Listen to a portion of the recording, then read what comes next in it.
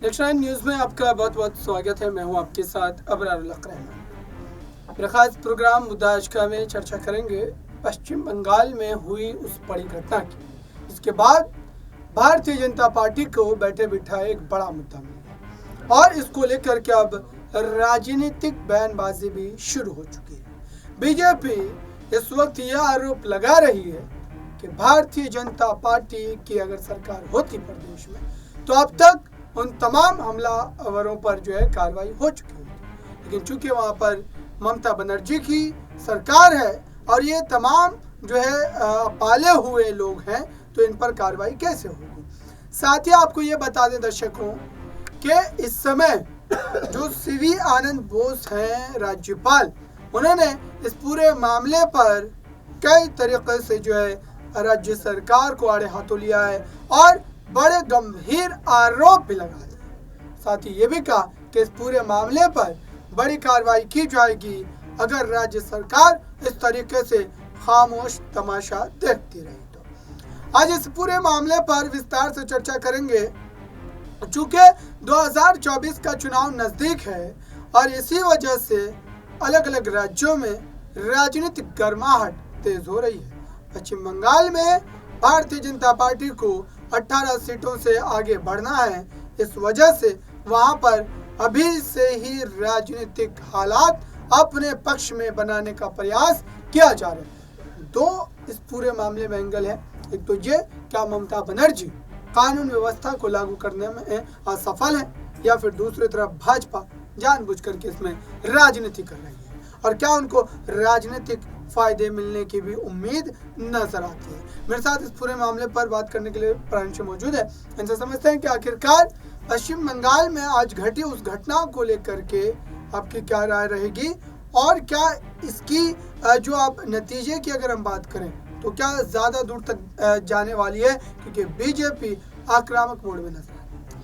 देखिए, जिस तरह से यहाँ पर पश्चिम बंगाल की मुख्यमंत्री ममता बनर्जी आज घिरती हुई नजर आई है। आज एक तरफ तो उनके लिए काफी खास दिन रहा, आज वह अपना जन्मदिन सेलिब्रेट कर रही हैं, पीएम मोदी तक ने उन्हें बधाई दी है, लेकिन दूसरी ही तरफ बीजेपी के निशाने पर भी वह आ चुकी है कि जन्मदिन के खास मौके पर जो पार्टी जश्न में डूबी हुई कहीं ना कहीं नजर आ सकती थी, वो पार्टी आज सवालों के घेरे में खड़ी हुई है। आज जो वह जिस पद पर है उस पद के लिए जिस तरीके से वह तारीफें सुनती हुई नजर आती है पश्चिम बंगाल में, आज देखा जाए तो आलोचनाओं सामना कर रही है। क्योंकि पश्चिम बंगाल में जिस तरीके से हमने नजारा देखा, ईडी की टीम जो छापेमारी करने के लिए पहुंच रही थी राशन घोटाले मामले में, और ऐसे में देखा गया कि जिस नेता पर आरोप लगे और उस नेता के घर वह छापेमारी करने के लिए पहुंची, लेकिन देखा गया कि टीएमसी के ही जो समर्थक हैं वो उन पर किस तरीके से हमला कर बैठे। यहाँ तक कि देखा गया वो काफी बुरी तरीके से जख्मी होती हुई नजर आए हैं। उनकी जो वाहन को जिस तरीके से तोड़ दिया गया है, जो शीशे वगैरह टूटे हुए नजर आए हैं कार के, इसके बाद से वह ऑटो रिक्शा से वहां से घटना स्थल से बाहर निकलने की कोशिश करते हुए नजर आए। जिस तरह से वह खून से लथपथ नजर आए हैं, तो ये वाकई में हैरान कर देने वाली बात है, जिससे लेकर पश्चिम बंगाल के मामलों में सह प्रभारी जो हैं अमित मालवीय, जिन्होंने सोशल मीडिया पर लिखा है कि पश्चिम बंगाल में तृणमूल कांग्रेस पार्टी की नेतृत्व वाली जो सरकार है वो राष्ट्रीय सुरक्षा के लिए देखा जाए तो खतरे से कम नहीं है।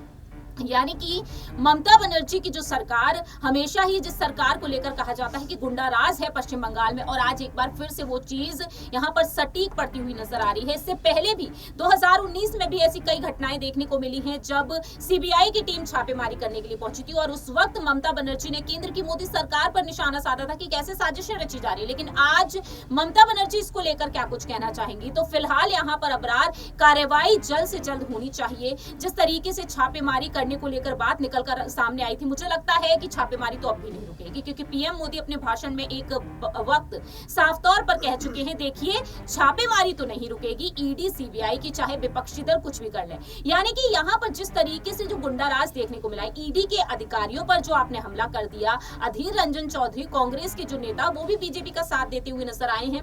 वह भी साफ तौर पर कहते हुए नजर आए हैं कि अगर आपके राज्य में ईडी के अधिकारी सुरक्षित नहीं है, उन पर हमला कर दिया जाता है, तो कल को तो आप उनकी हत्या भी कर देंगे। तो ये बातें बिल्कुल सटीक बैठती हैं। सरेआम जिस तरीके से ईडी के अधिकारियों के साथ मारपीट की गई, जो उन पर हमला बोल दिया गया, वाकई में ये यहाँ पर देखा जाए तो ये घटना जिस तरीके से घटती हुई नजर आई है वो वाकई में शर्मनाक है। और ऐसे में ममता बनर्जी का अब तक इस पर कोई बयान ना आना, ये भी यहाँ पर 100 सवाल खड़े कर रहा है अपराध।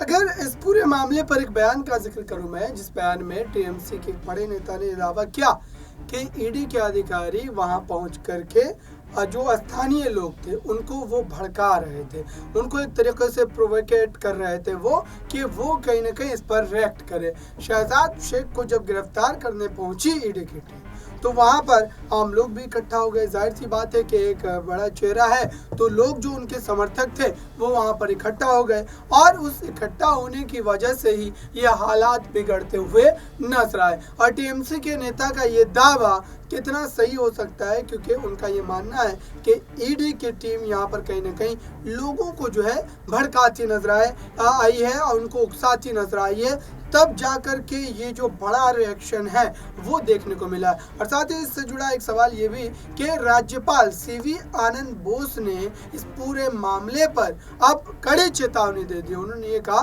कि कानून व्यवस्था को हर हाल में प्रदेश में लागू करना पड़ेगा, और अगर यह स्थिति रही तो राज्य सरकार को जवाब देना पड़ेगा इस पूरे मामले को लेकर।